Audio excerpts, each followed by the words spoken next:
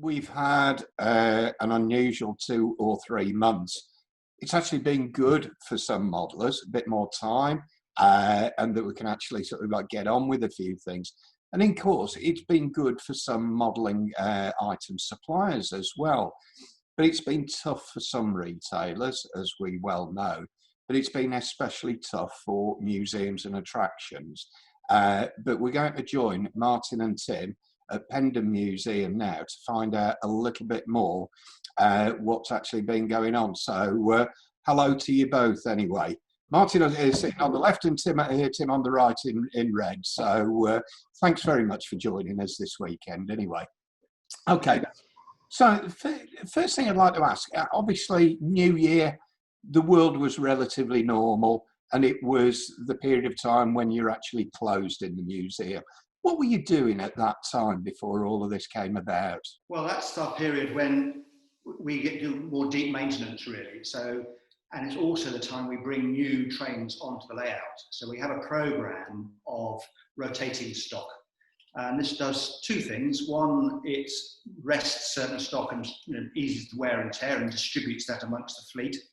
And also it then brings new trains that perhaps the public haven't either seen for a while, or, for example, the postal, which has never run before, that is new to the layout. So it brings something new for visitors to see on repeat visits. So that's primarily what happens during the closed down period. That's from the point of view of what we're doing at the museum. Yeah. But at the same time, of course, particularly with the Friends programme, that kind of ignores the fact we're closed. And we were doing really well. I mean, between January and March, we got 50 new friends, that's almost as many as we got in 2019 in the whole year. So we were going really well from that point of view. Before it all came to a bit of a shuddering halt.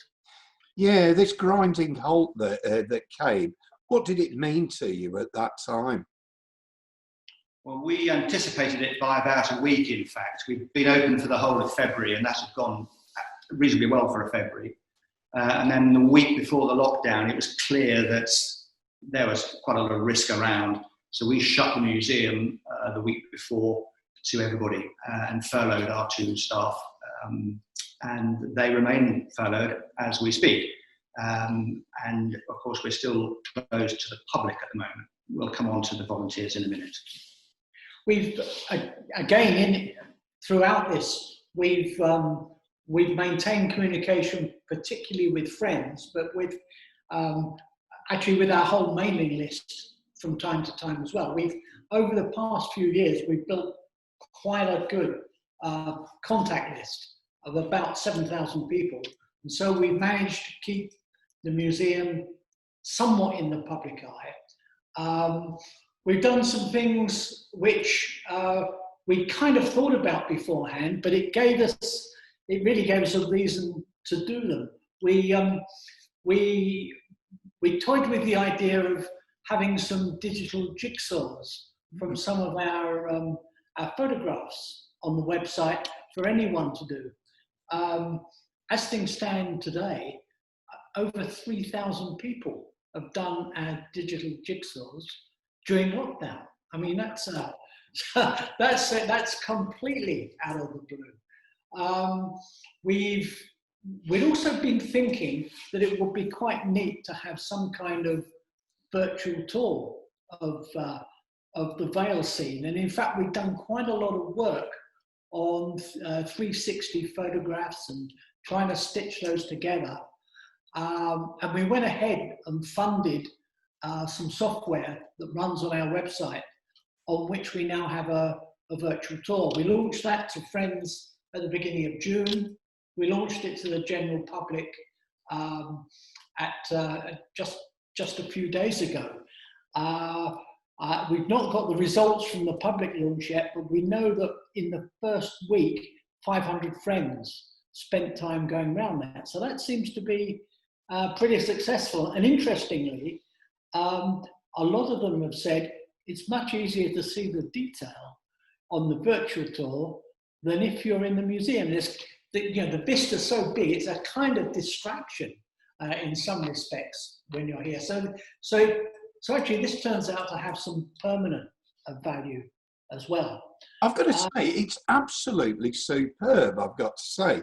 Your execution of it and the style of presentation, I think, is really, really nicely done. And as you say, I mean, that's great for people to be able to see into areas they otherwise may not, or get some interpretation of the buildings that are deeper into the scene.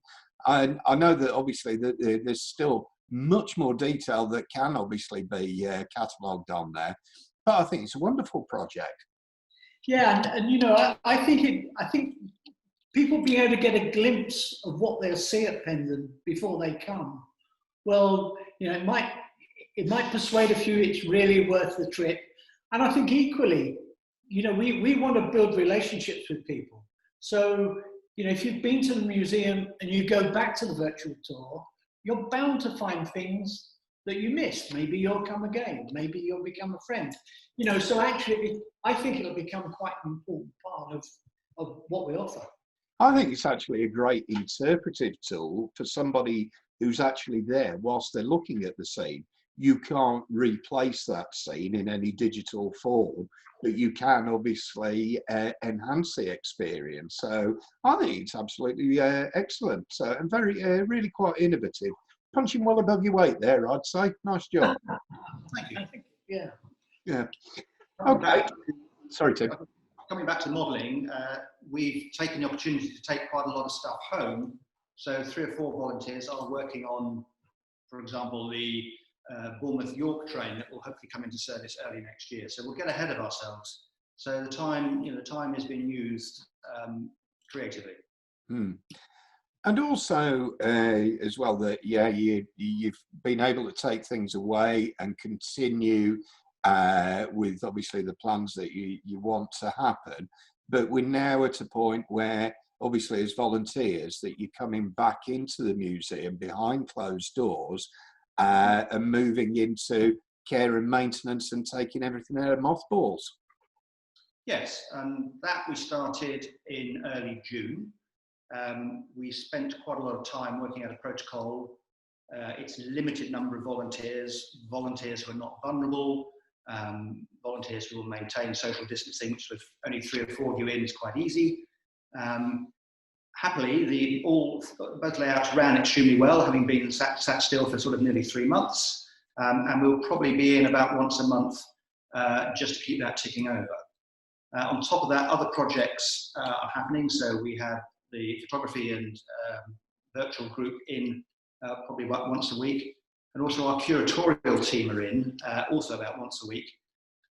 A large project to try and get a lot of our archive stuff digitally available, and that's a mammoth task, both in terms of sorting it and actually the transfer into the digital platform. Mm. So a lot of stuff going on in small packets. Yeah, another thing that's going on, which isn't in the museum, is we're producing a series of short videos, actually over the next year, which go out into the Vale of White Horse. We film the real buildings, and we have a dialogue which brings together both our model of that building and the real building itself. And we've published one of those. We've got several more in development, one coming out in September. And so that's another thing. And at least we're doing that in the open air in summer. Mm. Well, splendid. You've had some fantastic weather for it anyway. Yeah. Some of those views of the Vale, that there are some absolutely superb dissolves between the model and the real building. Very well done. So they're well worth a look. Yeah, because that was one of the, you did it first with Cullen Station, didn't you? Obviously, that dissolving into the model. So yeah, all credit to you. You've certainly not been letting any of the fake grass grow under your feet. Obviously, in the interim, I suppose the $1 million question for everybody is, when can people come back to Pendon? Yeah. We don't know is the honest answer. we have a team working on it.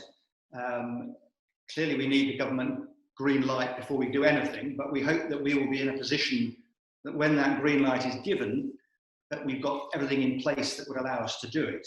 Now, whether we choose to open at exactly that point, we're not yet sure. There's other things to take into account in terms of things like advertising, making sure that we attract people in the right way and in the right amount, because undoubtedly the visit will need to be different from what people previously enjoyed. And there's the safety of the volunteers to think about too. But there is a working party beavering away as we speak, trying to put some sensible guidelines in place that keep everyone safe, but allow people to enjoy the beauty of the museum to its best. It may be a different experience, but in some ways, it may actually be a better experience as well. Don't get me wrong, I hate shopping and I don't like crowds. So if you keep me as staff, that's probably a good thing anyway. So maybe, obviously, with these interpretive things that you're doing, that you don't have a guided tour in the same way that people are becoming more used to a virtual world and so on, that there's different approaches maybe. Yeah, could be.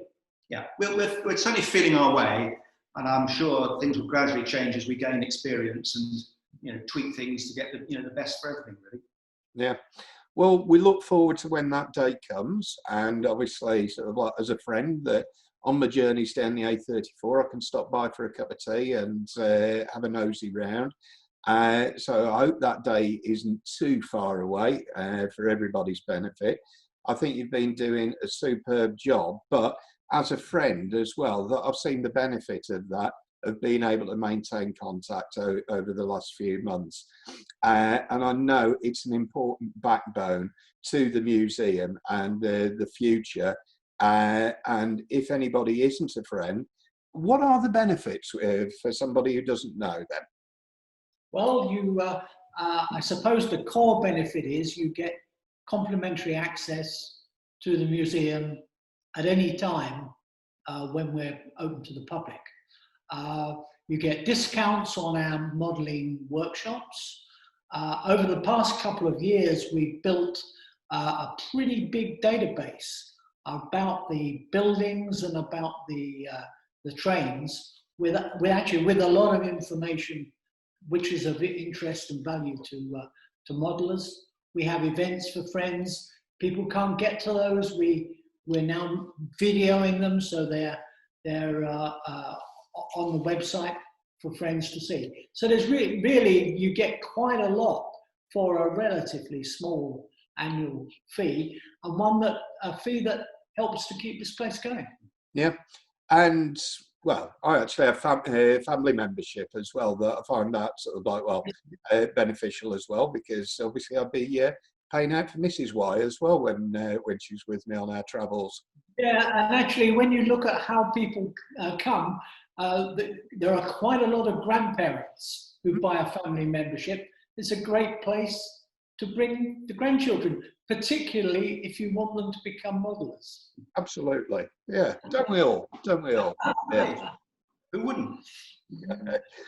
Okay, well, I'd like to thank you both very much for a timely update on what's actually happening. The doors might have been locked, but you've not been out of our thoughts anyway.